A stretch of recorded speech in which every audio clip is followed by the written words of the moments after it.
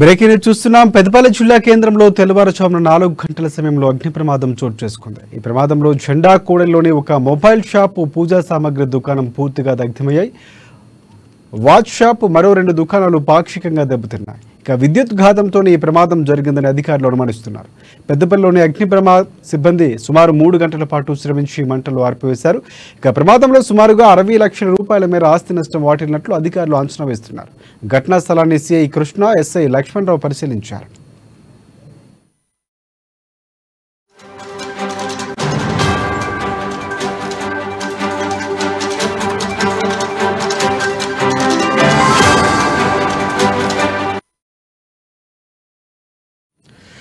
Breaking news చూస్తున్నాం. పెద్దపల్లి జిల్లా కేంద్రంలో తెల్లవారుజామున 4 గంటల సమయంలో అగ్ని ప్రమాదం చోటు చేసుకుంది. ఈ ప్రమాదంలో జెండా కూడలిలోని ఒక మొబైల్ షాపు, పూజా సామాగ్రి దుకాణం పూర్తిగా దగ్ధమయ్యాయి.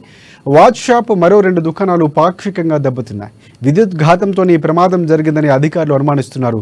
పెద్దపల్లిలోని అగ్నిమాపక సిబ్బంది సుమారు 3 గంటల పాటు శ్రమించి మంటలు ఆర్పేశారు. ప్రమాదంలో సుమారుగా 60 లక్షల రూపాయల మేర ఆస్తి నష్టం వాటిల్లిందని అధికారులు అంచనా వేస్తున్నారు. ఇక సంఘటనా స్థలానికి చేరుకున్న సిఐ కృష్ణ, ఎస్ఐ లక్ష్మణరావు పరిశీలించారు.